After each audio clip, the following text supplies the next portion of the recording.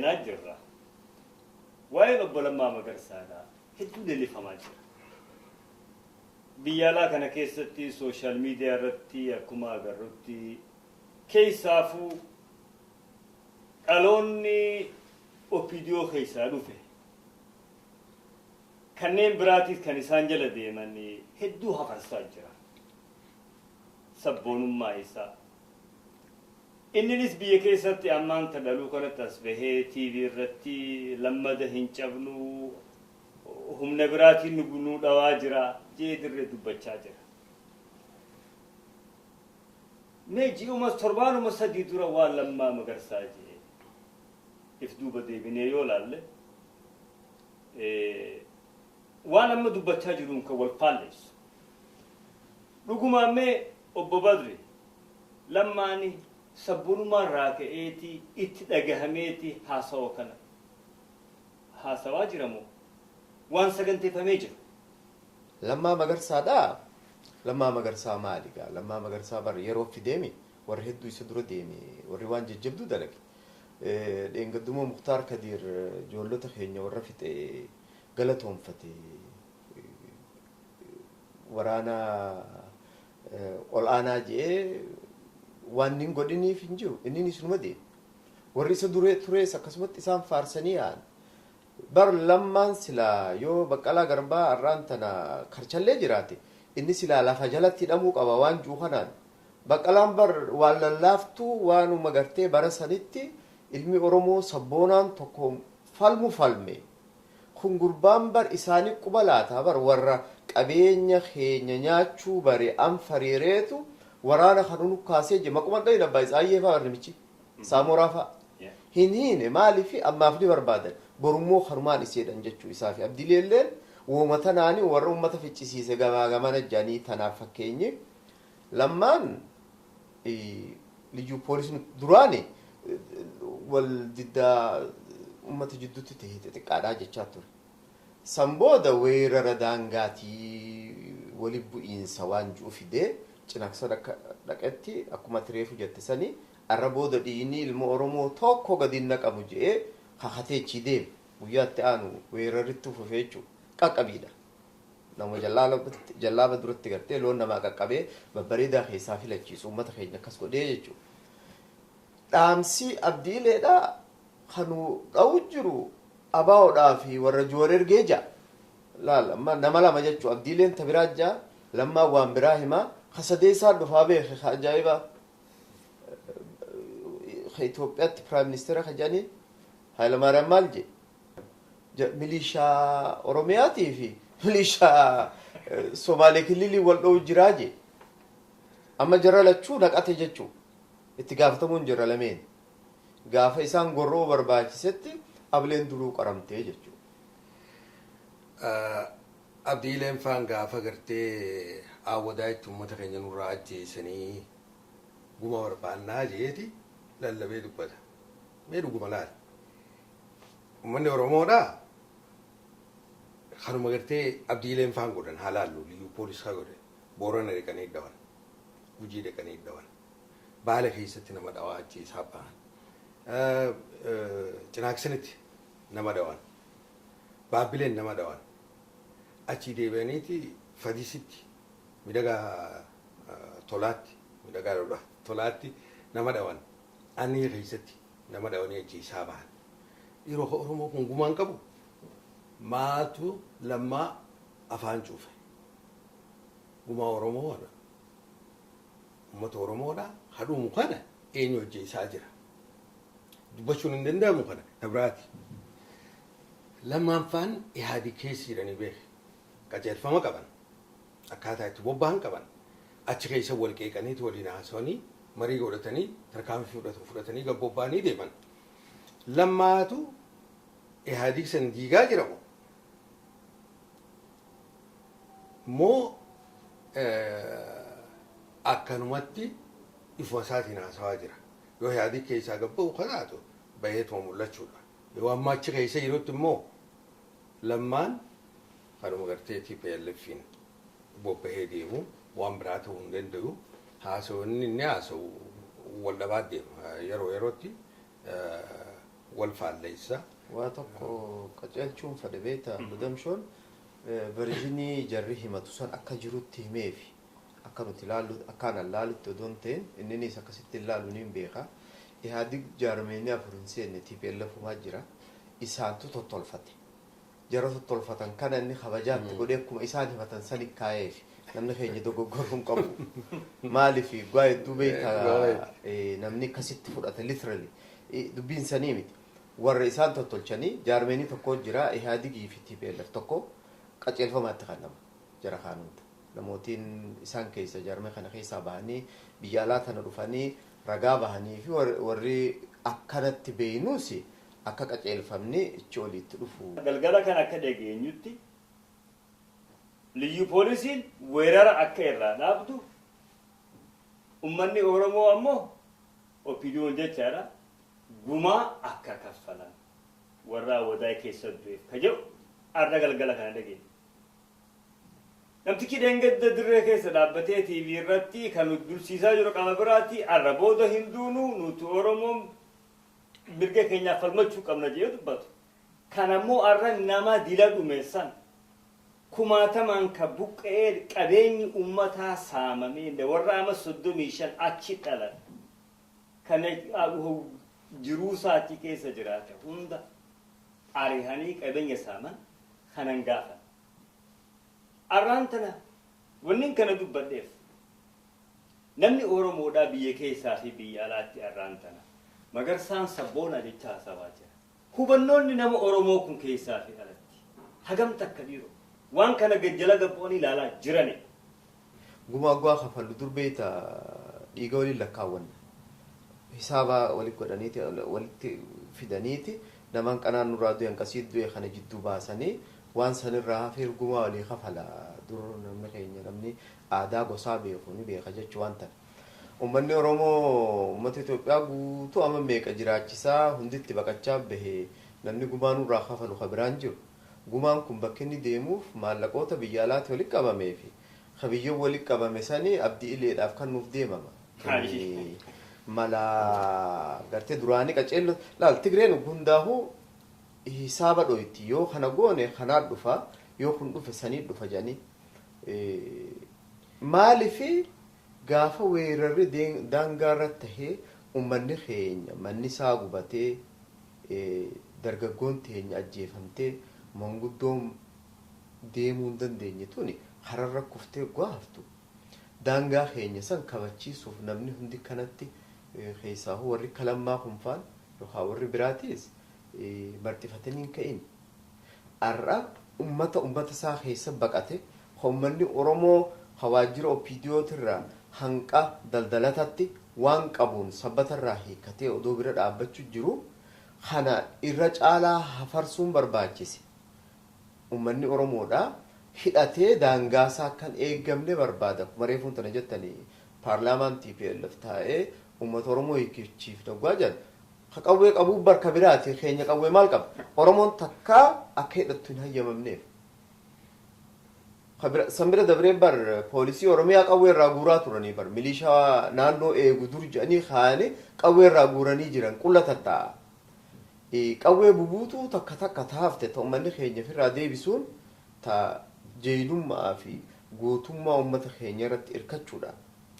Uummanni ofirraa dhawee deebisu tana afaan wallaaluurraa tariihuu meeshaa biraatu duuba jira jechuurraa gartee maaliif waan ergan beekan waraana kan akkatti leenjisan beekan waraana jabaa waraana al-shabaab yoo dhufe ni deebisa jettee Ingilizii fi Ameerikaan irratti amantee leenjifamee baajanni bahee fi ichi taa'aa ture kan waraanni kun uummata keenya harka qullaa jiru ka isiin beetu hiikachiiftee qullaa dura dhadhaabde kun qudurummaan ifii itti buutee akka lola gaafa badriisan malaayikaa wajjiin loltee uummata Oromoodhaa jarri kun ugaa battisaa fiigu federaala jidduu dhaqanii irraa dhaaban. Amma balaan tun maalite jettuudha namni haqa fi irratti ugaa lole biyya fi irratti uummanni Oromoo feezii lammeessaa irra gahe dur nama Oromummaa irratti dammeessuudha jalqabni. Amma Oromiyaa beeka durii si wallaalle ammoo Oromiyaa ja'ameeti bakka teesseef san bahaa dhihatti kaabaa kibbatti daangaa isaarra falmachuuf du'uuf dhiiga isaa gannaquuf qophii ta'u argata. Awwadaa itti nama 12 nama 40 meeqaa janiitii lakkoofsa adda addaa garaagaraa himamaa jira. Awwadaa nama achitti awwadaa bilbilee fira achi keessa jiru gaafatee guyyaa hiriiraa sana hiriira keessa jiru irraa yoo dhageesse bakka hiriiraa sanii nama tokko qofa kan isaan shuguxii baafate qawwee waan itti qabate nama tokkicha san qofa kadhaawamee argan. Nam tokko nama du'e afaan hin agarre.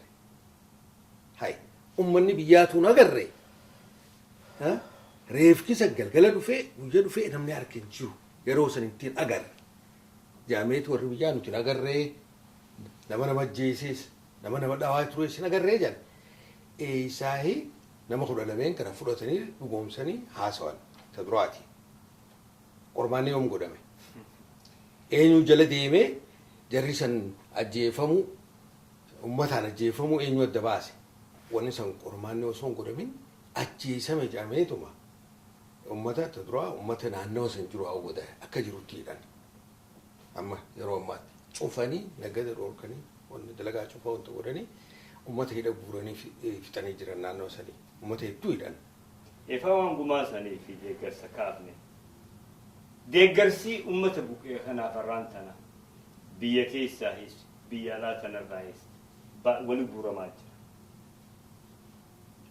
Garuu alagaalleen deeggarsa kannaa jirti. Amaariinis 500,000 kanneena ammoo baankii Tigiree sanitti hin galchinu jedhanii jira.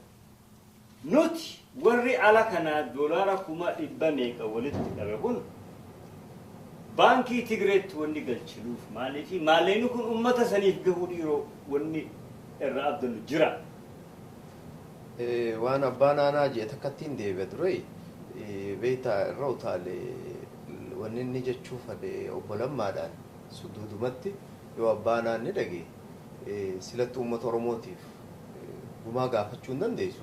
Miseensota dhaadeeodhaa warra bulchiinsa naannoodhaa warra sirraa du'e saniif sadeeniif illee taatu. Poolisii Oromiyaa saniif jara lameen miseensota saniif illee yoo gaafate xiqqoo irraa wayyooyitii waanjuutti kaase hanqa isaan hin dhimmine laaluudhaaf gaariidha. Warra Global Alliance warra jiru warri ati maqaa dho'itu warri Habashaa maqaa Itoophiyaadhaatiin sosso'anii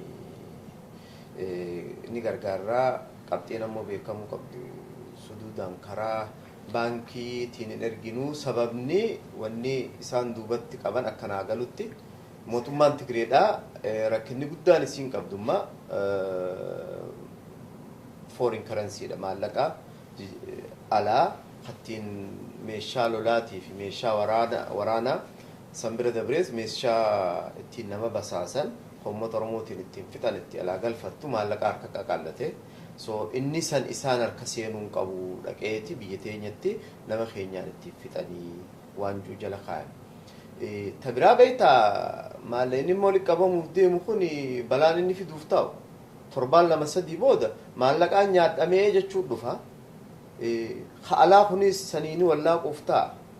Kachiitillee uummanni keenya maaliif gargaaramaa miti? Uummanni keenya suduudhaan gargaaramuu qaba. Ammoo akkaataan itti gargaaramu karaan ittiin gargaaramu waa lamarraa fagaachuu qabu. Tokko hard currency mootummaan Tigireedha maallaqa doolaara biyya alaa harkachuun qabdu. Isa sayyoo harkattee uummata keenyaan itti fitti deebi'een nu gaagaa. Lammeessaan maallaqni kun mootummaa TPLF harka seenuun qabu. Akkuma jarri warri Habashaa karaa baafatee harka lafa jalaatiin maallaqa naqee uummata gargaarutti uummanni keenya hayyoota qaba, abbootii gadaa qaba, manguddoo qaba. Karaa saniin fuudhanii gargaaru. Amma laal magaalota garitti namni maallaqa baankitti naqu. Maallaqa magaalaa irraa walitti qabe fuudheetuma dhaqee uummata isaatiif uffataan itti bitee nyaata waan isaan barbaachisuun guutaafii jira. Kuni mootummaa Tigiree gammachiisaan jiru. Sossoo'insiniif wal bira dhaabbachuun tumsi uummanni Oromoo godhee daran isaan sodaachisee jira. Ta duraan akka ilaalutti laata maalleenummaan sun uummata Oromootiif gargaarsaaf fedha qaaqa jettu gaaffiidhaan hin qabu. ni gaya uummata Oromoo gargaarsi jaame kun yookaanis sababa adda addaa tolfataniituma maalleen biyyaa bu'eehu ni gaya kana chumatti maysuun ni mala silaa waadaa isaaniiti akka boodriin jee caccabsatanii nyaachaa jirani waanuma xiqqootu ni isaan biratti gahuu isaatu mirkaniin qabnu eega baankii isaanii nayiteef haa to'atu harratti hojjetu haa murteessu isaanii malee keessattuu hardii karansi irratti maallaqa doolaaraan dhaqeef irratti osoo rakkina qabanii lammaffaa bira gahuu isaa akka nama tokkootti mamaan qaba. Ammoo egaa GoFundMe ofishaalii maallaqa biyya tana baankii biyya tanaa seenee tiraanzaakshiniin isaa harma seeraatiin ta'a tilmaama jiru irraa dubbanna. Beetaa silaa haala jiru kuni haan dandamachiisuu irratti uummanni keenya ugaa qubachiisuu irratti kana bobba'u haan ammoo ittisarra silaa bobbahee irra gaarii ture uummanni daangaa isaa waan eeggatuun warra daangaa san eegu san gargaaruu bira dhaabbachuu irra silaa bobbahee haalaa kuni waan ka biyya keessaa godhuu hin dandeenyeetu sani. Tan itti godhuu hin dandeenye warra baqatee dhufe kana qubachiisuudha. San nuuf rakkoo maaliif halaala waan jirruuf wanni nuti erginu hundinuu waan diinaa harka seenuuf. Ka biyya jiru immoo ka daangaa itti susaniif waa godhuu hin danda'u basaasaa keessa guutuudha. Nuti haala jirru kun immoo miidiyaa wayyaaneetii fi warra isaan sooshaal miidiyaa irraas kaayatanii nutti wacuu dhaggeeffannee gama tokko qofa luuccooyne horii harka isaanii daneenu namni kun silaa xiqqoo itti yaadee rakkoon tun furmaata akka harkattu ummanni san silattuu waan isaan qaban amma irraa hiikuufuu deemanii ummanni kun akkami firraa dhoorka akkuma firraa dhoorkuu daangaa sanirra gargaaruu qabna jirurra silaa bobbahee gaariidha yaadni keenya silaa gama sanitti deebi'ee horii erginullee haxxummaadhaan malaan ummata keenya biraan ga'uudhaan akka hojiirra ooluu danda'u godhuudhaan silaa hojjenne irra bareedaadha jeetii yaada. Fakkeenya warra Amaaraa irraa fudhachuu dandeenya. Waamata kan jechuu barbaade kanarratti akka mammaaksa tokko jira beektaa lafee waraabessaa wanni naawoo waraabessaa keessaa fi duwwaa wali qooti jedhani. Maaltu beeka zamana kana warri ala jiru kunii fi warrummaan biyya keessa jiru sadillee walitti hidhaa qabaachuun ni mala ta'a. Waan nama rakkaate kuni hegeregaa haati bareeddii jennaan karaa kana dhufti jedhanii maa agarraa waan ta'u taa'u fuuldura akkaataan ammoo itti guramee yoo dhugumaan karaa maallaqni karaa baankii saniin ergamu qotaatu taate waanuma namaa yaachisaati.